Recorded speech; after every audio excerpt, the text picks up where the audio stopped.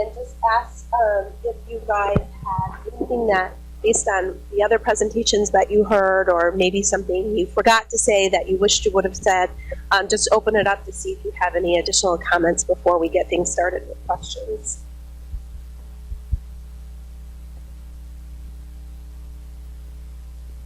Nope, we good?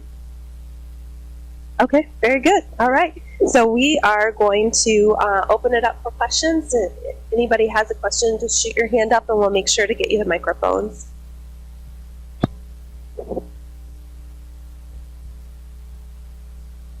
Okay.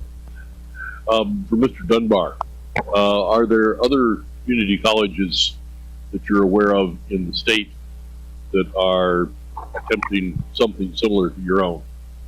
Not in the state, I'm aware of. Obviously, Johnson County College campus has very established programs together with USF that are very well suited. I don't even plan to think that they're what we know very well is and people who are exposure and develop partners that would provide some of the training resources that we provide. But I know we have the right to do it in place. I think it's a bit unique that the state will look for a partner and they put us by accident.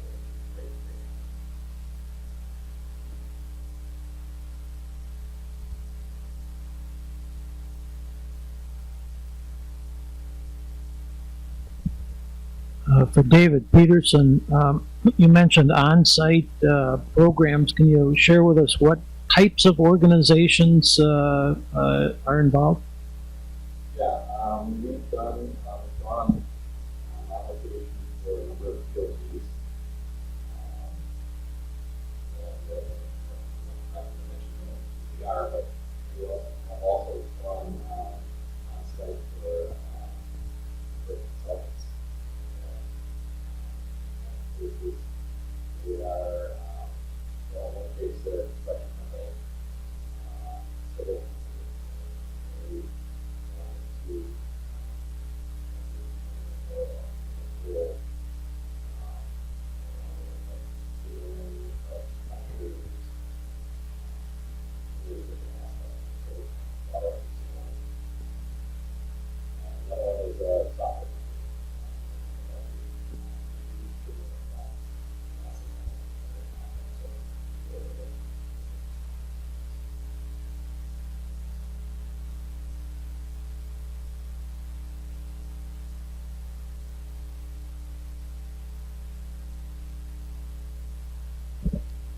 Professor Lutala. One of your slides had a reference line, which I caught very briefly, about Hudson Bay. What is the genesis for that? What's the thinking along those lines? So we are working with Omnitracks, who owns the line to Hudson Bay, and as anybody who knows about that line, it's a pretty challenging line with all the permafrost conditions and other stability issues for the track. So there was some work being done on 70s, 80s, even all the way until early 90s, trying some engineering solutions, but then they were let go. So we are working with Omnitracks, trying to use some of the newer tools to map where the real problem areas are and what's the reason behind them. Like, for example, using satellite imagery. Things we found out is that there's been a lot of forest fires, and the forest fires are actually really melting the permafrost, and they linger for about 10 years. So we are identifying some of the issues, and then we are trying to look for a little bit longer term solutions than just dumping ballast every few months. It's one of the research projects that we will combine if we are funding through Omnitrack funds and some of Europe.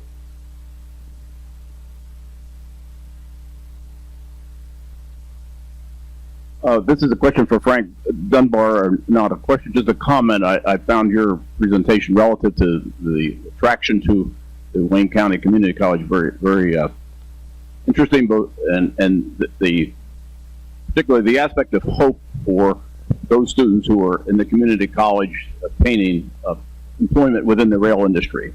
And while I'm a consultant now, I was with Norfolk Southern until I retired. And one of the biggest challenges we had, and we tried to move, if you will, our hiring sessions into places like Southwest Detroit. And we'd end up with advertising a particular hiring session, and there might be 50 people who show up. And after the explanation about what you spoke to regarding both drug use or possible drug use or felony, and then the other aspect was, that we're a 24-hour, 7-day a week, 365-day outside. 25 or 30 of them would exit at that point. So, emphasizing those things is critical. And yes, and I understood one of the other panelists mentioned, about rail transit program and being careful about how you change your program. But I noticed your thing says community college program for rail transit technicians. And I'm glad to hear you speak to the fact that this is really broader than just rail transit. It's rail employees. And if I can speak to that really quickly, thank you for the comment too.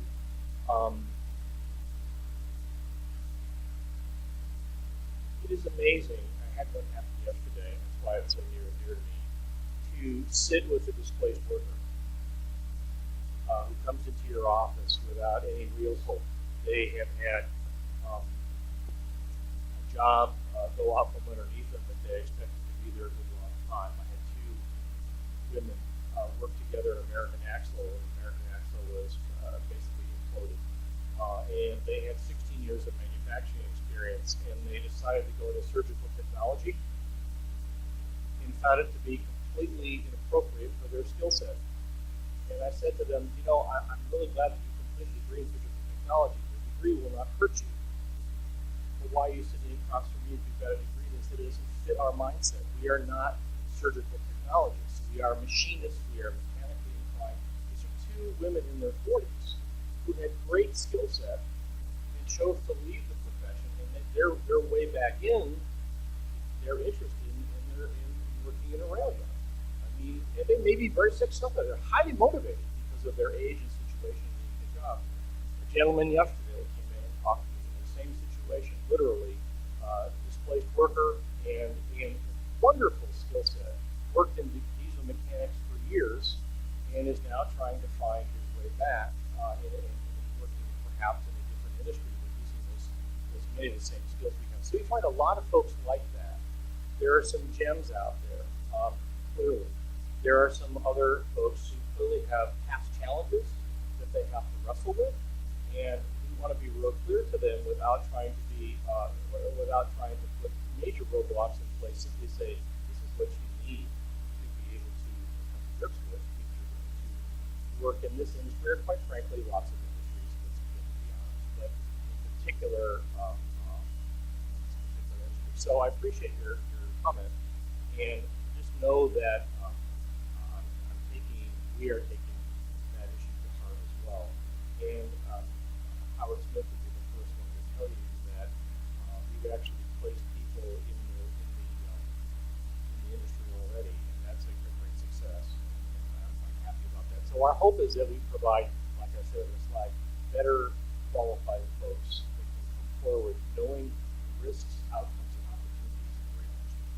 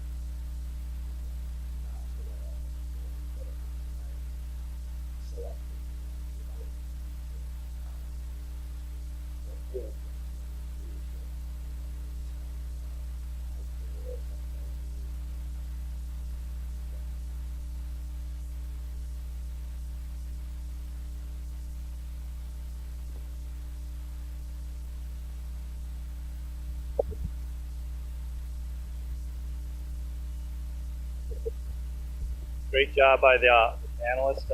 Thank you. I have one question and then one comment. My question is, I don't know if anyone on the panel can speak to this, but can you give us a little bit more context about these needs for new workers? Kind of showed the demographics aging, but are we talking about hundreds of jobs or thousands of jobs? Are we talking about all degreed engineers or a wide variety of positions? So a little more context on kind of what the challenge is in the future. And then to echo on some of the comments, I think across all types of transportation industries, there is this challenge of understanding and knowing what the opportunities are. And the comments on the panel about understanding and describing what these opportunities are, I think is going to be key. And I think don't forget about not just the parents and the kids, but also the workforce development workers out there, the economic developers out there. Because I think we have a really hard time explaining what these jobs are to people. It's easy to say a teacher, a doctor, a lawyer. You start talking about supply chain and logistics, it gets to be a lot more challenging on what those specific jobs are. And then I would also just encourage the industry, as a parent of young kids, all young kids seem to love trains. And, to get those kids out and exposed to what these opportunities in industry, could provide them, I think we've lost a lot of that in Michigan with our manufacturing heritage. And we need to get our industries back promoting themselves and getting kids out into industry and understanding what opportunities are out there. So thank you. Probably can't remember anymore all the different things that you mentioned, but so I'll add from the tail end. I think one of the ways to promote to the next generation and parents and so on, like you said, is actually trying to get more manufacturing companies into the rail industry in Michigan, because there's a lot of opportunities in rail industry that companies don't go after because they don't know the industry. And one of the things that we've been actually kind of successful in the Little Houghton area is that we've had our events, and as we've been developing, creating visibility, we've also welcomed all the local technology companies. And little by little, they've started getting more and more interested and looking to apply their own skill sets. And a few months ago, there was so-called SBIR, request for proposals, that comes from the U.S. Department of Transportation. There was 3 proposals from that Little Houghton area going to that SBIR program. I guarantee you won't find any other town, 10,000 people, but there was 3 proposals from technology companies going to that. And one of the companies was successful. So it's a lot of kind of ground level work, but this is where MEDC and EDCs can help in getting these manufacturing companies to understand that, hey, there might be a niche in this field. The common reason why people don't go after rail is they look at the total amount of numbers. How many $1 million is there being built, or how many in academia, how many $1 million is there being funded for research per year. It's not the total number. It's about how much competition there is. I will look at some of my colleagues, and they write proposals after proposals, and I know when they send their proposal in, there's another 200 proposals they're competing, and maybe 5 of them get funded. I normally write a proposal today because I was asked, and I know it's not totally only, it probably gets funded. So it's the same thing on the manufacturing side. It may not be, the market may not be that big, but they may only be 2 or 3 competitors. So, and then I'll go quickly back to some of the numbers, quantifying some of these demands. I actually did some of that almost 10 years ago as part of my dissertation. So the total employment base of just Class 1 railroads is about 160,000, I think, right now, maybe 170,000. I'm sorry if I'm a little bit off with my numbers. There are some of these estimates that 40% of the workforce is going to turn over within the next 5 to 10 years. Well, I think those estimates are pretty fluctuating. But nevertheless, even if you take 30%, you're talking about probably 40,000 to 50,000 people. Now, a lot of that is the operational workforce. I don't want to say blue collar workers, but who are actually handle the trains, the conductors, the maintainers, and so on. But even when it comes to the engineers and to the management side, the percentage is still there. The turnover percentage is the same. The total number, I'm trying to remember what the workforce on the engineering side is. But the other thing is the manufacturers, the consultants, we actually seeing a lot of hiring from the DOT side. When you combine transit agencies and everybody else, now you're probably getting into a total of 600,000 employees. We did pick these numbers a few years ago. So it's pretty sizable. When it comes to content or the expertise, it's all over the place. Engineering is big, but it's about half of that now is on the electrical and IT side. A lot of huge demand for electrical. If you want your kid to get a good job, electrical engineering period. Everybody wants electricals right now. It is the hottest industry. The hottest major. There's no question about that. But then it's all the civils, mechanicals, and those on the business sides and for transportation sides. I think I answered at least 2 out of 5.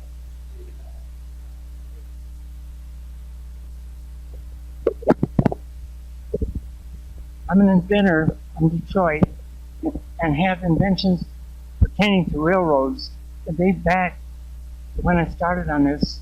My father was an inventor, back in 1948, ways to put loads on and off trains nonstop.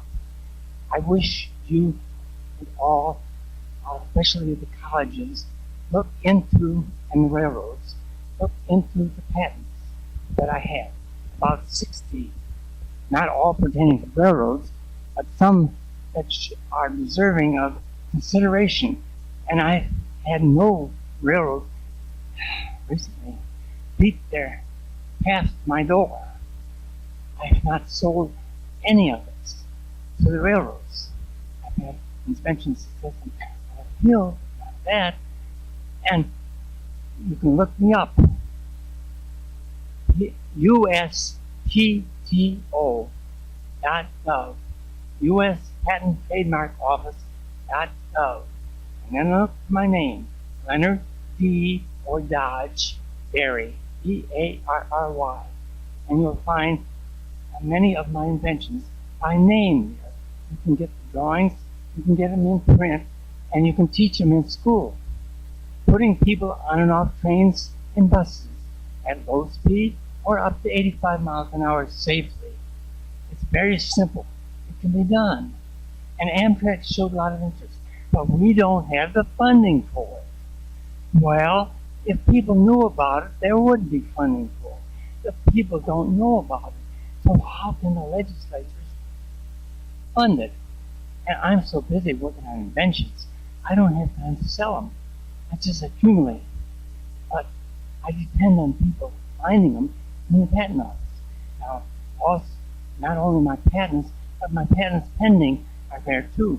So you can look me up under patent pending when you reach the patent office at USPTO.gov, and then a picture will come up and you can select my name and get my patents and my patent pending.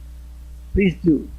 And I'm willing to display models I've got that I've made on different things so I can show how they work.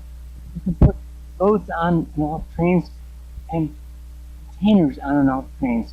When I started out in the 50s with containers, the railroad would say, that's just one more thing to handle. But look what has happened by them handling it. So I'm aware of some of your patents, and I've actually looked at a couple of those. Are very interesting, and there's no question that the industry needs innovation. There's also no question that rail industry is extremely risk averse and tends to move very slowly when it comes to some of the innovation, unless the safety and the return on investment has to be really confirmed. I think the rail industry is still also adjusting to be a growth industry. It's so used to cutting things and reducing things, whether it's people or track or whatever, for such a long time that the fairly recent turnaround to a growth industry, which I believe is very welcomed by everybody. I think there's still some learning curve on railroads to understand how do you behave as a growth industry, how to be more aggressive maybe in some ways and some other things. I think it's definitely escalating, and the level of technology implementation is getting way faster and much more. There's much more interest in the industry, but it's still, I mean, we struggle with some of the same things. I mean, we think we have fantastic ideas for student projects and for working with students and some of the work that we do. And then when we go to tell it to the railroads, it's pretty lukewarm response. So I would say, Mr. Barrett, is kind of keep on pounding. And I think I'm planning to use a couple of your patents as little examples of potential innovation in our classes. We'll probably be talking with some of the railroads about some of those. So I'm not really a salesman either. I don't care much about that side of life. But I think, you know, I know that you've had a lot of patience and a lot of time you've spent for the patents. I wouldn't be surprised if some of those do get implemented.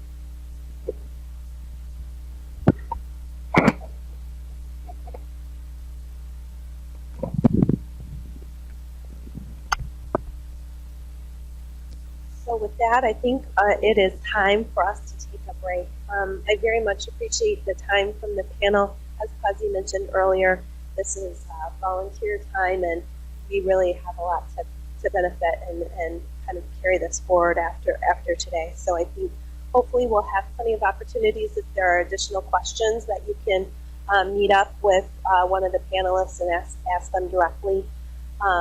We've built in some time to be able to do so. So we will be getting back together at 10:15. So you have about 15 minutes to try to network and catch a quick break. Thank you.